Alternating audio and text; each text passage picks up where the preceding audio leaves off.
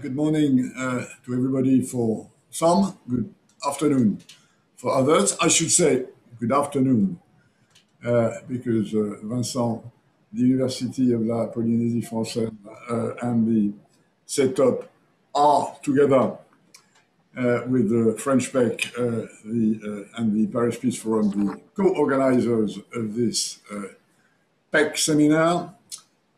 Which we will devote to this issue of how can tourism properly recover from the COVID crisis. So, good afternoon, good morning to everybody. Let me give you a very brief outline of these 2 days of discussions.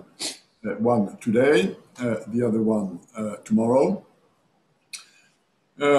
What we all have in common is, I think, a diagnosis according to which tourism was the worst hit sector of the world economy by this pandemic crisis. I say was, and in my was, there is a sort of tune of hope. I should say is, because for many countries, it still is the case.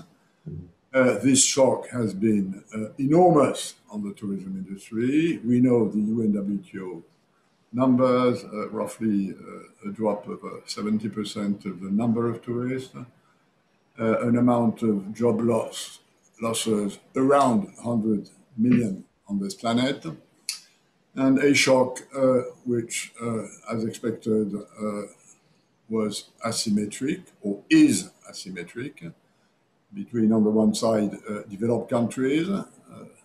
Many of them could cushion this huge shock either with domestic tourism taking part of the share of international tourism or by support for the tourism sector with various financial tools. On the one side. On the other side, many developing countries, including in the Pacific region, who could not either benefit from domestic tourism to cushion the shock or did not have the necessary financial resources. So a sector which, in a nutshell, has been bombshelled and which is, as we all know, eager to recover as quickly as possible. And this as quickly as possible in a way that helps this sector, this tourism sector, cope with challenges which existed, including in the Pacific, before the COVID crisis. That's the main theme of these 2 days of discussion. Today, we will focus on the issue of resumption of international travel, which is one main condition for tourism to recover. And tomorrow, we will look a bit longer term or medium term and see, assuming we succeed in as quickly as possible resuming international travel, what then should be the next pattern of the tourism ecosystem, given, and we discussed this already in several of our PEC seminars, which were devoted to this issue of tourism, given the challenges that pre-COVID tourism was already facing, notably in terms of sustainability and impact of tourism on nature, on local communities, and on ecosystems in general. So that's the topic of today and tomorrow. Today, resumption. Tomorrow, recovery. And in order to deal with this resumption leg of today, we have first a roundtable, which will start in a few minutes, which will be followed by a series of presentations by experts, by people who have a deep expertise in the topic of today. Each of these presentations will last 15 minutes, and after each presentation, we will have a 5-minute question and answer possibility. And this session of today, in 3 hours from now, will be concluded by Vincent Dropsy and Sylvain Petit, who are both A, co-organizers and B, professors at the University of French Polynesia, which understandably devotes quite a bit of its academic depth to the issues of tourism. So, with no further ado, let's start with the first roundtable. We have around this table people who've been working hard in recent times in trying to accelerate as much as possible the recovery of international travel, starting with one of the best experts of this question, which is Fernando Echegaray from Aéroport de Paris. And I don't need to explain why Aéroport de Paris and why this major hub is extremely interested in the resumption of international travel. We then will go to Eduardo Pedrosa, who's a well-known Pope of the Pacific Economic Cooperation Council. And we've been discussing these issues with him for quite a bit of time. Then we will go to Jean-Marc Mignon, who is a member of the UNWTO Ethics Committee, the World Committee on Tourism Ethics. And as you may know, this committee, which I have the privilege to chair in another capacity than the one that brings me with you today, has issued a recommendation recently on how to use, properly devise and use COVID certificates. And then John Denton, again, a good friend of ours, who's been working with his wide ICC angle from the beginning, looking at how when the end will appear of this crisis, how to recover the world economy. And welcome again, John, with us. Will give you his sense. So we will, of course, I will, of course, try to organize some sort of interaction between this extremely impressive team of experts. To start with, I will ask each of you, in the order which I mentioned, Fernando, Eduardo, Jean-Marc, John, to give us their views of where does the challenges of resumption of international travel lie, and what sort of solution do they have in mind? Have they already been implementing, so that we get as wide as possible a spectrum of what is happening, and then we'll try and focus on a few of these issues. Fernando, let's start with you. Where you sit in this major hub of European air traffic, what is your view on where are we and where should we go in this issue? Okay, can you hear me, Pascal? Yes, that's absolutely fine. Super, thank you very much. Thank you very much, Pascal. Thank you very much to Peg for this, for the organization of this webinar. For us, for Group ADP, it's a pleasure to be here today with you. And we consider that this is an example of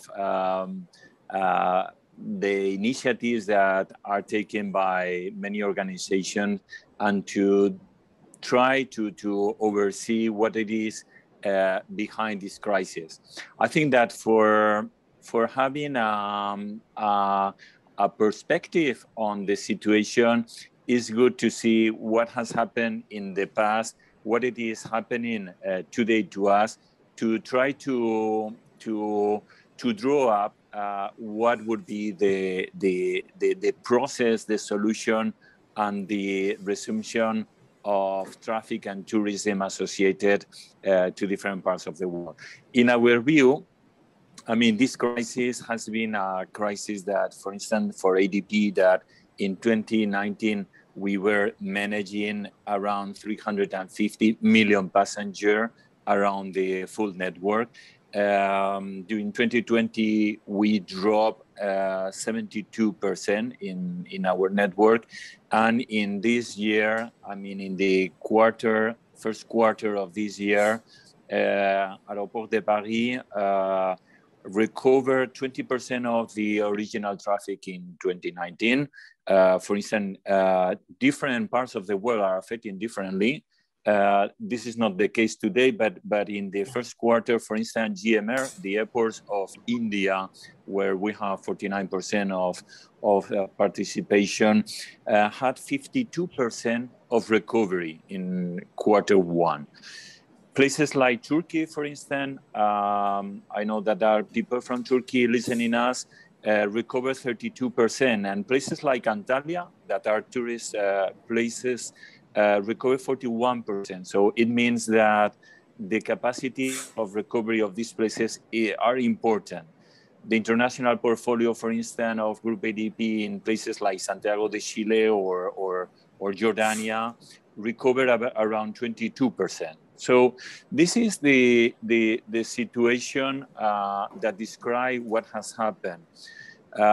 We have to try to see what it is going on for the future. For instance, during this year in Group ADP, what we oversee here is a recovery in Paris of 35, between 35 and 45.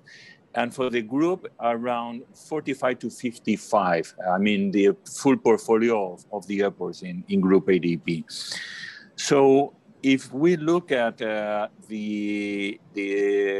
publication, the releases of, for instance, of IATA that was saying last week that recovery could happen in 2023, that's something that, of course, we have to see by markets how the degree of immunity is going to happen.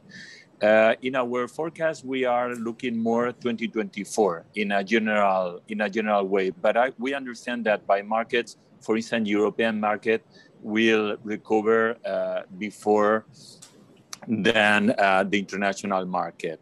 So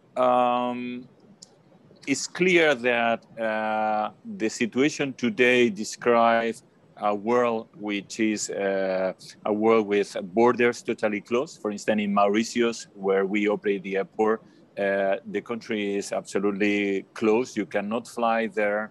In places like Madagascar, there are high restrictions that are not going to be released until the moment that a certain level of immunity will be achieved.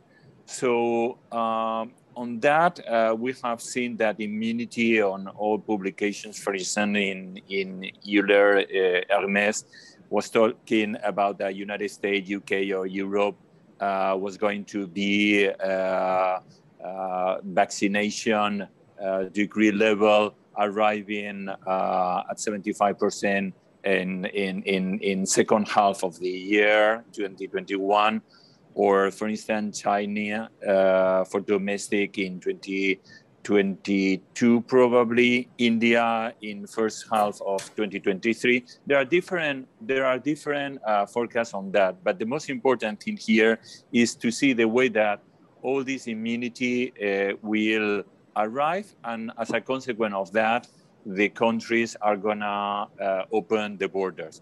I am more optimistic in Europe in general. We have seen, as for instance, the resiliency of the situation where, for instance, in Portugal, that it is considered green country for UK market, how the number of bookings has been more than double. So this is an effect that the needs and the wish of traveling is really resilient. And at the time that you publish that there is an opening for a country, that it is considered safe, the reaction of the market is really, really fast. I think we can say that we have learned for this crisis that at the end of the day, we need to harmonize economic growth with social inclusion and environment protection. And this is something that I would like to touch this point later on, but it is an essential element of the recovery for the future. I think that we have learned that teleworking has been something that has allowed us to continue the operation of our assets. I mean, we are managing a network by teleworking with our people in different places, but it is something that will help us to manage our business in the future. I think that other important lesson is that this crisis have helped us to share information with others. I mean, we have regular meetings with the main hubs of the world. Of course, Paris with Heathrow, with Los Angeles or San Francisco or Sydney or Toronto. I mean, we have this regular connectivity in order to see the way that things are evolving. And it has been very, very curious that the situation in different parts of the world have been different.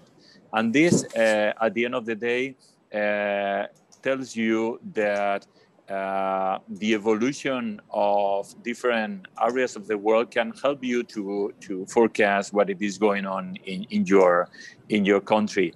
Internally in ADP, we have had, apart from that, kind of coordination between different assets of our network. So we have developed the healthy accreditation for all the airports to recover trust from passenger. I mean, at the end of the day, if you are flying in an aircraft which ensures the quality of sanitary measures, if you have airports that are aligned with these measures, being accredited, and the hotels and the resorts are accredited, it creates trust in the head of the tourist that it is important that all the stakeholders, all the actors in this chain are all aligned, offering the same degree of level of trust. I think that other point that Pascal you touched was the fact that passport in France we call Dasmos a digital pass or certification pass. European Union was calling green pass. At the end of the day, we did some trials with this pass in France. The platform to develop that, it is called Tous Anti-COVID. We have different experience, for instance, with Ultramar, with Corsica, with other places, with San Francisco and Los Angeles, for instance, in the group that we share experiences. And we try this digital pass, and it's working really well. And it is expected that in Europe will be established during the month of June. So we support fully this certification, because at the end of the day, I would like to be clear on that. I mean, this is not something that replaces the passport. This is something that helps into the process for the different actors in the chains of tourism and transportation. When you arrive to an airport, if you have a paper, a normal paper, you arrive, you have people that are checking, but you know that this is a tedious process where big lines can be occurring once the traffic resumes. And it's necessary to structure this process in an automatized. This certification is precisely that. It's something that permits the airports and the different facilities to process the information to check the validity of the PCR test or if you are vaccinated, etc. But it doesn't replace the restriction that the government wants to set in place. So this is an important point. Apart from that, we believe that this is something that helps to avoid the fake certificates, because some experience demonstrate that there were some fake certificates circulating in different networks. So this platform will help to guarantee that laboratories sending this information to the passenger is having this QR and this platform to be read by the devices at the airport. One important element of that, probably in the question Q&A will appear, will be how all the countries are going to be compatible. What will be the degree of interoperability? We do believe that it's a technical issue. I mean, there is no really much complexity on that. If we observe, for instance, how the airports and airlines align in the past, for instance, for the boarding pass, you can read your boarding pass in any place of the world. So at the end of the day, if we are able to generate the QR code and we are able to read in all the devices in the process, we will create this interoperability, which will smooth the processes in the airports and in the areas of activity of transport and tourism.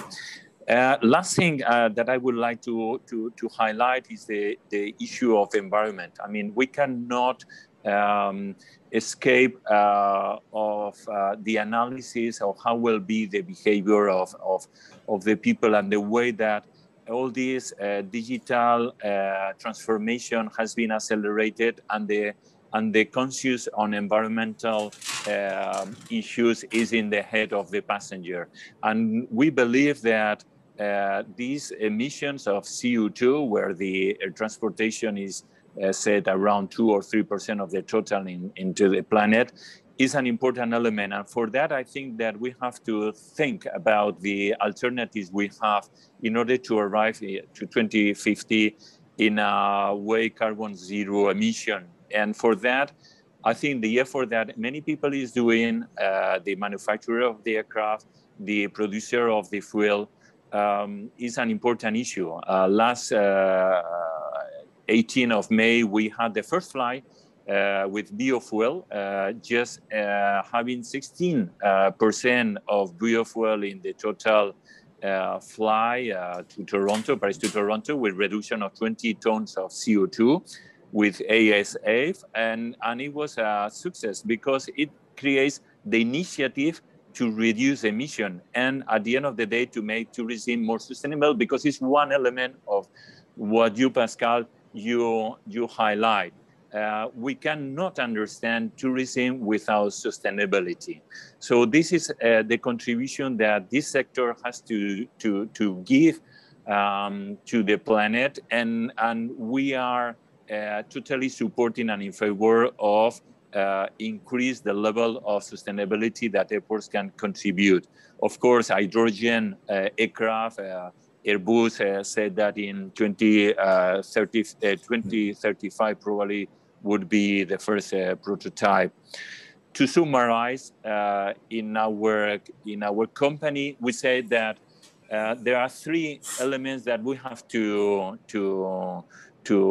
deal with in this post COVID era, which is smart to make the process and the life of passenger easy, to be green in order to contribute to this zero emission, and be flexible in order to adapt to the situation. Thank you very much, and sorry for my introduction, but I think that the richness of the Q&A will be the interesting part from our side. Thank you. Thanks very much, Fernando, for this wide cockpit view, and I use this word cockpit intentionally. So the resumption potential is there, provided sanitary restrictions on international travel are eased.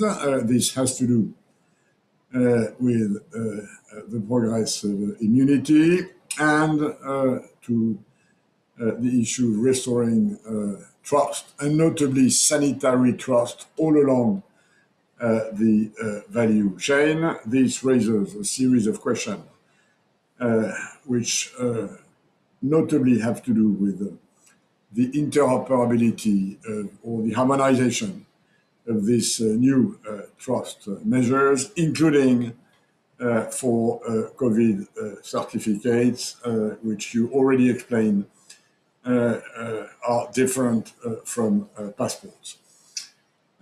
Let's now listen to Eduardo Pedrosa, who's been working on this issue for now more than a year. I remember, Eduardo, the two of us publishing a piece in the World Economic Forum network about this issue a year ago.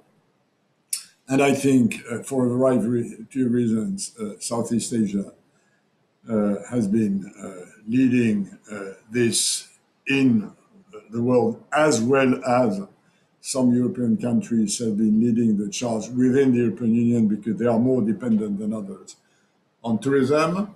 So what's your take, Eduardo? If you look back at what our intentions were a year ago, have we made good progress? How does it look around your constituency, which is the Pacific Economic Council? What's your take, Eduardo? Well, thank you very much to our hosts for having me here. I have a few slides, Pascal, with your indulgence, if I can share these with you all. Oops. Yeah. That's fine. Here? We can see that. Yeah. Okay. Fantastic. Well, you've already spoken. I think to the big picture of where we are today. I think the only thing that I would add to your opening remarks are the tremendous risks of an uneven recovery if we don't get this right. The tourism sector, of course, is critical to inclusive growth. We have a lot of micro and small, medium enterprises that are in the tourism sector. A disproportionate number of women, of course, are in the tourism sector, and a lot of self-employed people in the tourism sector. If we cannot open the tourism sector to international travel, we really have a risk of a K-shaped recovery in this process. So there are real risks if we cannot reopen our tourism sector. As Fernando said, there's a real problem here because Europe, it seems, is opening much faster than the Asia Pacific. So unless we get this right, we have some problems. Here, the Asia Pacific, of course, as Pascal said, more than 20% of our labor force in some economies really depends on the Asia Pacific. To give it an even bigger lens, we have this APEC connectivity blueprint that we agreed to a few years ago, and we have this goal in the APEC region of increasing tourist arrivals in APEC from a baseline of around some 400 million to 800 million. In the current context, this is going to be extremely difficult to achieve without taking some policy action. There's a new reality that we are facing, and unless we do something about it, it's going to be, I think, extremely difficult to achieve. There are, of course, classic Asia-Pacific cooperation methods for dealing with these problems, and I think that Fernando put it right. We need to share best practices, we need to talk to each other, and we need to understand what we can actually do given the current context and the new risks that we face.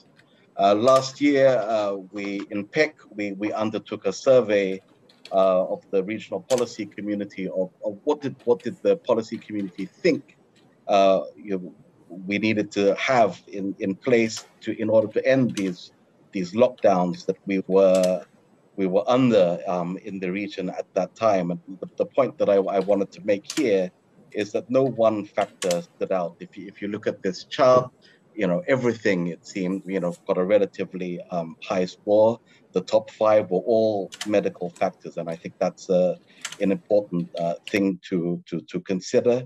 The second thing I would sort of ask everyone to think about and ask ourselves is do these conditions really exist across the world? And I think on reflection, since I was the person that put this survey together, when we look at that third option, that third point, the development of vaccines, it's not really the development of vaccines that it's important.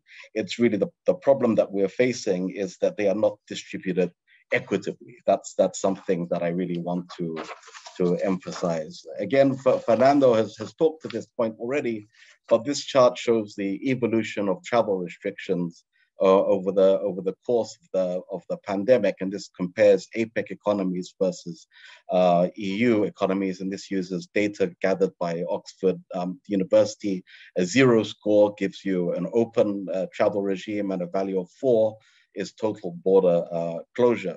And even though there were times over the past year or so that the travel regime became slightly open in response to sort of drops in cases, generally the policies are very restrictive. But interestingly, the Asia Pacific, even though we have generally sort of lower cases per capita, we're a lot more restrictive than you in the EU. It's quite an interesting thing to consider. This chart shows a little more clearly what's happening with the travel regime, international travel regime in the Asia Pacific region. 2 economies have screening. 1 economy has quarantining from high risk region. 11 have bans from high risk regions, and 7 maintain total border closures. So underlying all of this, these very general descriptions are a variety of policies for returning citizens, essential workers, and transit, and so on. But the point I wanted to make is we really have an extremely closed regime for international travel in the Asia Pacific at the moment. Just to drive this sort of point about the need for cooperation and discussion on this issue, I decided to have a look at what is a sort of legally mandated amount of holidays that anyone can have around the Asia Pacific region, and along with the sort of how long a quarantine period is. So we're given a sort of a benchmark of 14 days. No one is going to be going on an international holiday given the amount of minimums that we have in the Asia Pacific region. The cost of quarantine itself is extremely costly. I think for Singapore, it's around $2,000. So we really have to deal with these and with these issues somehow if we want to restart international tourism. There are, of course, initiatives to try to facilitate mobility. We have the trans-Tasman travel bubble between Australia and New Zealand, the Singapore, Hong Kong, China travel bubble, both of which have been postponed because of rises in cases. We have the reciprocal green lanes and travel corridor concepts to facilitate the movement of essential workers. Last year, ASEAN leaders announced the idea of an ASEAN travel corridor arrangement framework. Again, very limited to essential travel corridors. These are sort of geographic government-to-government arrangements. On the other side, you have sort of more sort of arrangements. Hopefully, we're going to hear about the ICC AOK pass, the WEF Common Pass, the IATA Travel Pass, and then the EU's Digital Green Certificate. All of these arrangements, hopefully, to minimize this quarantine period, forms of risk management to deal with this issue and get mobility going. So in answer to Pascal's question, my assessment is we're very far away. We have a very low degree of risk tolerance in the Asia Pacific region, partially to do with our health systems, but really a very low degree of risk tolerance in the Asia Pacific region. The G20 Rome guidelines on the future of tourism do, I think, provide a solid basis for discussion, but I think we need to be leveraging every platform that we have for discussion and to be coming up with international approaches to COVID testing and vaccination and so on. Just to drill home some of the points here, here we have the sort of vaccination rates in the Asia Pacific region. We are very far behind. Generally, the EU, of course, is doing well. Where I live, Singapore, we're doing well, but most economies in the Asia Pacific region really lag behind on per capita vaccination rates. But another problem I think that we face here is that we have about, by my count, 13 different vaccinations being used around the Asia Pacific region that have been given full or limited regulatory approval. So when we say, well, one way of doing this is to use these vaccination passports that can facilitate travel, but then it begs the question, well, which vaccine will we recognize? That's a sort of a major question that I think we're going to have to answer. And then we say, well, the vaccination passports should include serology tests. Do we recognize each other's testing centers? Which test results? Within which period? Is it 32 hours, 72 hours, 24 hours? We're going to have to be working on mutual recognition of each other's testing results and testing centers. So those are the sort of the major issues that I think we need to be working on if we're going to open up travel. So that's really my views on the road ahead. We do need to end the pandemic everywhere. I mean, this is critical to the economy, but it's especially critical for the tourism sector. The travel bubbles and corridors have proved difficult to implement, but there is still value in the policy coordination and sharing of best practices that went into their creation. There's an urgent need for cooperation to ensure coordinated approaches to the reopening, especially for the mutual recognition of testing results and of vaccines. We need the interoperable systems. APEC in particular, I think, is an interesting platform for this because it includes in its official observers the Pacific Island Forums and ASEAN. APEC has in its sort of principles the concept of open regionalism. So it can engage others, including the EU. Tourism isn't a regional thing. It's a global industry. So it can engage with the EU and others. So while the G20 has its principles, it's a very sort of a large grouping. We need to have layers of cooperation on this. So implementing the Rome principles might be difficult. So we need layers of cooperation in order to implement very high level principles. So I'll stop there, and I hope we have an interesting discussion on this. Thank you very much. Thanks very much, Eduardo. I'll now give the floor to John before I give the floor to Jean-Marc, not least because listening to you, I think this issue of coordination, which you highlighted, is precisely the one that led the ICC to take the sort of initiatives under the leadership of John, which they took. And thanks for having shown that within this APEC area, which in many ways is seen by the rest of the world as having done probably better sanitary-wise for a variety of reasons, you still have to face this issue of vaccine distribution, sort of unevenness, this issue of mutual recognition, what is good for me may be good for you, but then we need to build the necessary trust relationship. And thanks for being extremely open on the fact that, seen from where you are, there is still quite a lot to do within the APEC region. John, over to you now to tell us where you started from, where you are now, and the various efforts which the International Chamber of Commerce has been deploying in order to try and help going back to a more normal situation in this major part of the international economy. Over to you, John. Thank you very much, Pascal, and it's great to be with everyone and to see some old friends. As some of you might pick up from my accent, I'm an Australian, and while I'm based in Paris, so at the moment I'm working out of Madrid, I formerly chaired the Finance and Economics Working Group for the APEC Business Advisory Council and have been involved in APEC issues for a long, long time.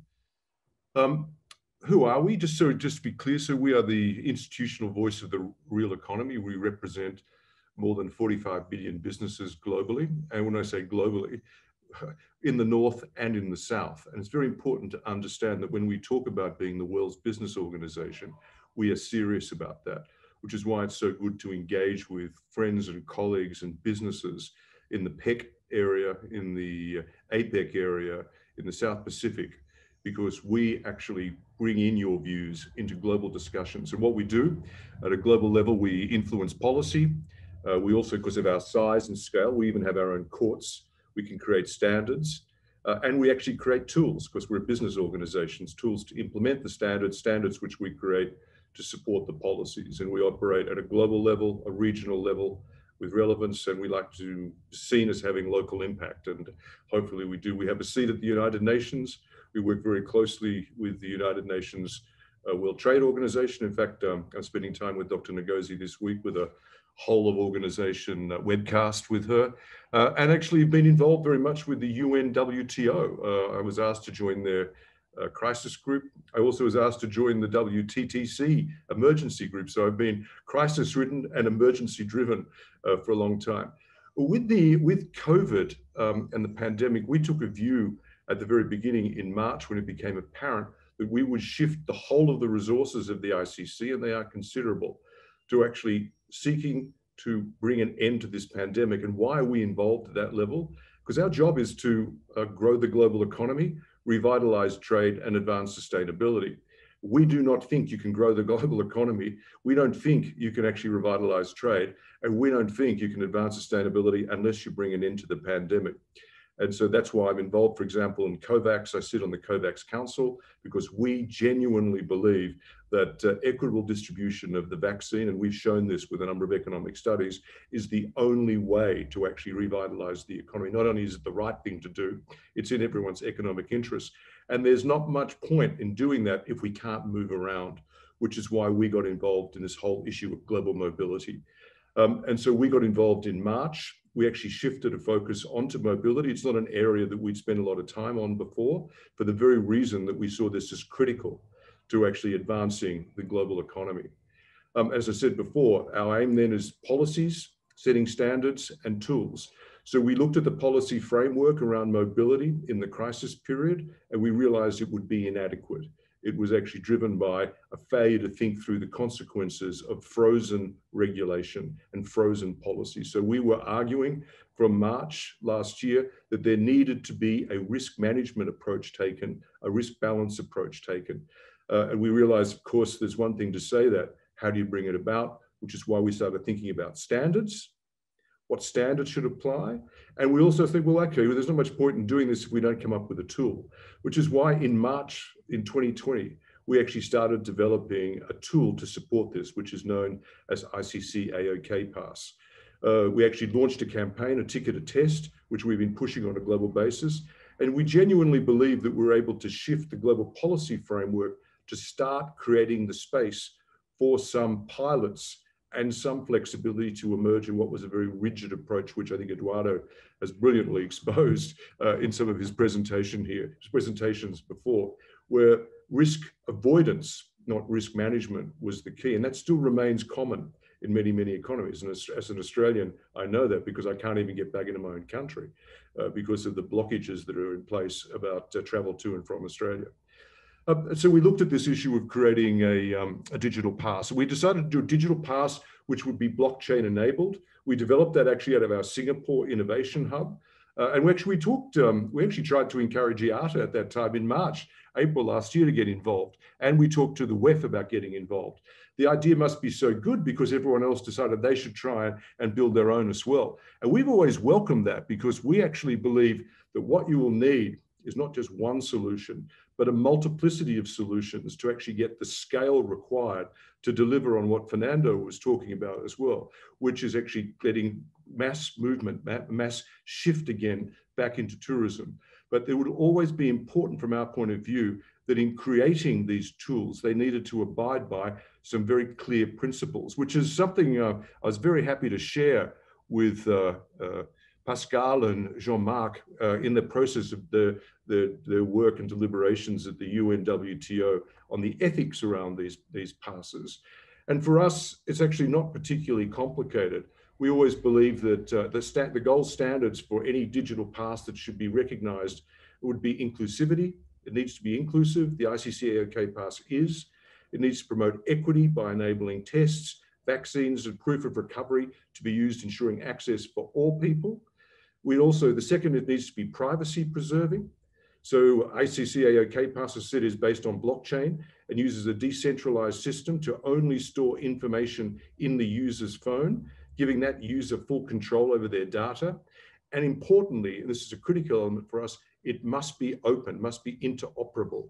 ICC AOK pass actively participates in the work of what's called a group we created with others called the Good Health Pass, because what we're trying to do is create this global platform. As I said, we're focused on getting the right policy settings, then standards. Standards for this area need to enable interoperability, and you need to have functioning tools. The point here is also, given that the world is not all digital, the tool needs also to be able and be utilizable and usable in countries, and even, they're not only just developing countries, in developed countries where people don't have access to digital platforms, where people don't have access to smartphones or choose not to use them. And so we've developed our process that will enable that to happen as well. So we think that's a critical element. We think it's absolutely important that the world understands risk management. But one thing is to talk about risk. Our view is we need to build the tools to enable people to actually manage that risk, and in that way, build the risk capacity or risk appetite for the global world as well. Now, I have to say we've been more successful than I thought. We've actually, and it's really lovely to be talking to people in the South Pacific in particular, because one of the initial conversations we had way back in the summer of last year was with two French companies, Air Caraïbes and French Bee, part of the Groupe du Braille, and with the help of one of our other founders, which is also a French company, International SOS, and with Group ADP, we partnered with these two airlines to, among other things, pilot our digital health pass, ICC AOK pass, from Paris Orly to Tahiti in March of 2021. And we're also now obviously working out of Singapore. So next week we'll be starting with the Emirates out of Dubai.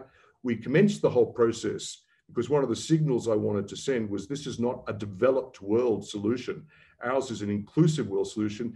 Our first pilot way back last year was in Pakistan. And we were actually flying from Abu Dhabi to Pakistan using AOK pass. And what we were doing in Pakistan was creating a paper-based, digitally certifiable process as well. Because what we wanted was not a first world solution, we wanted a whole world solution. And that's incredibly important. I'm actually talking to you from the Iberian Peninsula. I won't say Spain because there's politics in that, but I'm in Madrid at the moment. One reason I'm here is we've just completed a process in the city of Girona in Catalonia. Because there's one thing, we're always looking ahead to get people moving again, but if you're going to have tourism, you've got to get them moving again to go to a place and then be able to do things. So we took the city of Girona at their request and have actually instituted a series of pilots to enable the reopening of that city by using ICC AOK pass to enable restaurants to open, rock concerts to take place, weddings to happen, all these sorts of things. And we've actually just completed a series of pilots in that city with the support of the Catalonian government, and it's been extremely successful. Because even if the world is moving towards vaccination, it will not be complete for a period of time. There will always need to be a mix of vaccination and testing for the foreseeable future. And even with vaccination, there'll be a need for booster shots. So our view is that you need to be bringing in a careful mix of both. And we need to be building the policy resilience. And the best way to do that is actually to have tools that work. So we welcome the idea of this conversation. I also welcome the idea of talking this opportunity to speak to the South Pacific. 10 days ago, I convened all the ICC network in the Caribbean because they have a common issue around access to tourism as well. And they're asking for our help, and they're asking for our help on vaccine distribution.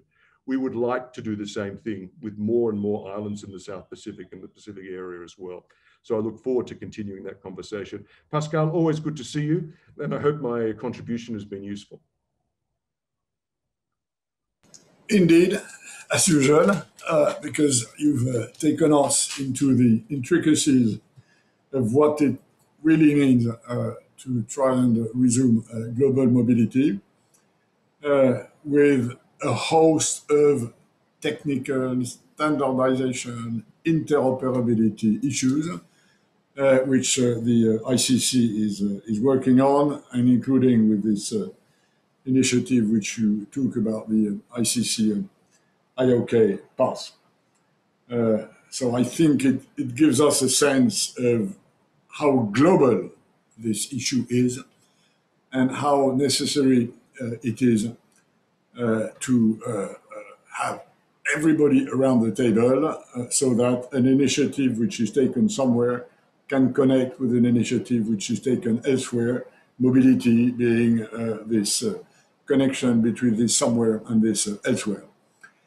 I'll now give the floor to the final for this first roundtable, Jean-Marc Mignon.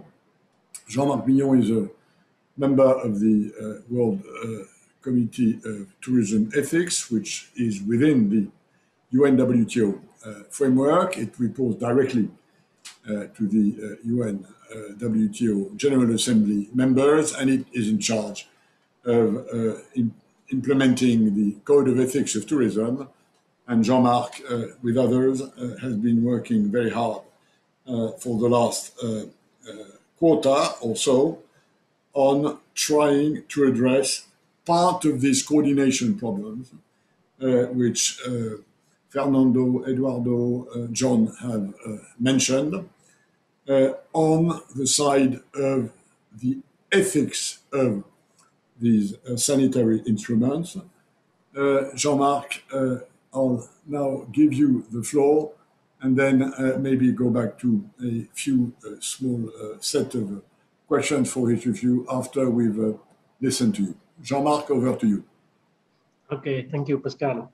So before coming quickly to the recommendation, I'd like to make a few comments and start with a very small and personal travel experience. My brother-in-law and his wife, who traveled last week from Bodrum, Turkey, to Paris, to say that they both received the 2 doses of vaccine in April, then before departure, a PCR test, getting at Bodrum airport. They were also asked for an antigenic test. Arriving at Orly, they were asked to remake an antigenic test on the spot. And at last, they had then to start with 10 days quarantine in Paris. To give you this example, of course, it's to show how, with this kind of requirements, it might be difficult to speed up the reactivation of tourism. It's a little bit a caricatural example, I think. Also one remark in general, that the reactivation of tourism, at least in Europe and North America, seems to be on the way, and I think we may have a moderate optimism on this matter, even if there are many questions. But as several of you mentioned it, probably it will be more at the domestic level. Recently, last week, there was a poll published by the European Travel Commission telling that 56% of Europeans were feeling positive about taking their summer holidays, while only 27 were reluctant to travel within the next 6 months. But in countries like France, 80% of people indicated that they were considering having holidays in their own countries. And we have seen that it was not only the case in Europe, because also I learned by Alexandre de Juniac last week that, for instance, in the US and in China, the domestic airlines traffic restarted very strongly. And it was also very characteristic of this dynamism of domestic travel. And reading also what happened in South America, there was the meeting of STU, which is the Commission of Ministers of Tourism of the Organization of American States, where they admitted that domestic tourism was still was the livelihood for those countries, having already a tradition of domestic or social tourism. The second thing also is that many countries have taken initiatives to consolidate the trust of people. In South America, for instance, the Ecuadorian Galapagos Islands, where 80% of jobs are linked to tourism, all the adult population has been vaccinated to be able to host tourists. In Peru, for instance, the city of Arequipa obtained the international label Safe Travels, which is based on very strict sanitary protocols at specific places. In Chile, there was a mobility pass which took effect last week, and they launched also 12 sanitary protocols to help restricting tourism, one for tourist accommodation, one for the forest areas, one for camping, etc., etc. So we see that the second point is the question of trust of tourists, trust of workers in tourism, and trust of populations in the country. And the last point, and it will bring me to the recommendation, is the question of coordination, because many people have noticed, of course, that at the beginning there was a total lack of coordination. Well, in Europe, we are very happy to have the certificate which was adopted by the Parliament and that will be entering into action on July the 1st. We have noticed with much interest the IATA Pass initiative and many others. So indeed, it's where the initiative of the Committee of Ethics was interesting, because after having contacted about 10 to 12 experts worldwide, including you, Eduardo, and John, in the past weeks, and also the European Union, Transparency International, the World Health Organization, of course, we have published this recommendation, which is strictly for the ethical aspect, because as we mentioned, technological, sanitary, and legal matters related to COVID do not fall under the remit of the committee. But we considered it was important to remind a certain number of values and dimensions which are included in the code of ethics. And the main aspects of this recommendation are the following ones: that the certificate should be a unique document containing the information on the vaccination status or the diagnostic or recovery status, that the certificate should be of limited duration and primarily for international mobility, considering that each country has to, of course, decide what it wants for itself. That these certificates, when they exist, should have a maximum accessibility to, say, both digital and paper format. That also this certificate must ensure that data protection and security, as well as the privacy of the holder, and that the certificate should be free of charge, and also that the free access to vaccines and affordable tests should be something much more made than it was so far. So as I don't want to be too long, I would like to conclude telling that, in my view, the three main things are that reactivation of tourism in the first step would be probably, very probably, at the domestic travel. The second, that it is extremely important to regain the trust of people and of the travelers. Third, that the coordination is absolutely needed. And when we always say that business, the tourism is the business of freedom, I should like also to remind that if not everyone is safe, no one is safe. And as tourists, but also as citizens, we should not forget it. And it's also the spirit of what we try to write down through the recommendation. So these are the main points I wanted to mention, Pascal. Thanks very much, Jean-Marc. I want to stick to our timetable, which means that there will be no time for real exchange between the four of you, but I want to make sure that the following part, which is these presentations, is run according to our schedule. Let me simply say that having carefully listened to all of you, what seems to be central for the resumption of global mobility, of international travel, as a contribution to the relaunch of tourism, is this issue of coordination. Travel restrictions came from sanitary concerns. They can only be eased in rebuilding trust along the value chain and the supply chain for these sanitary conditions. It has to do with vaccination, it has to do with testing, it has to do with proof of antibodies.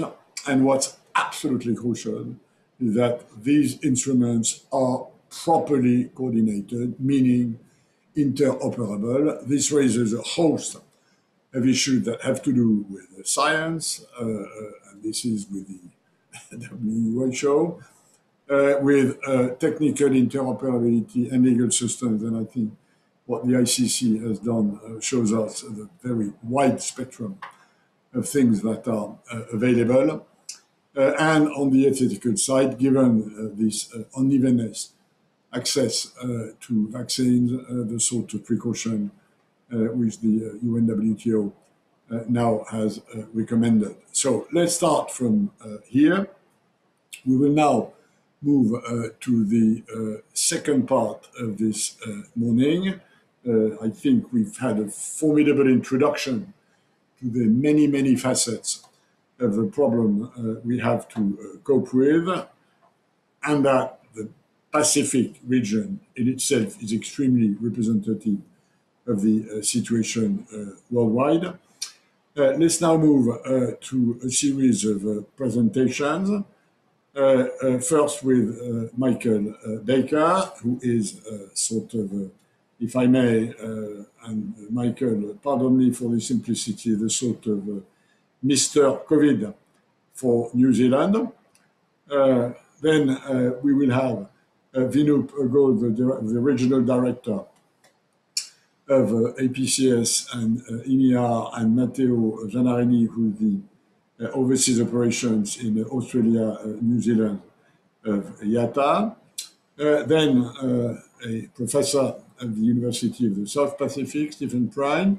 Then both François Béhu and Sandrine Bellier from the government of New Caledonia.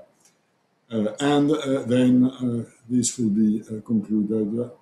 This will be aired and highlighted by Vincent Dropsy and Sylvain Pellet, who, as I already said at the beginning, are the co-hosts with the French spec of this seminar. And we will ask then Jean-Luc Lebideau to give us a sense of conclusions. So let's start with Michael Baker. We are still in time, Michael. Thanks for joining us. We know you've been in the front line of this issue for New Zealand. So please tell us about your experience. Over to you, Michael.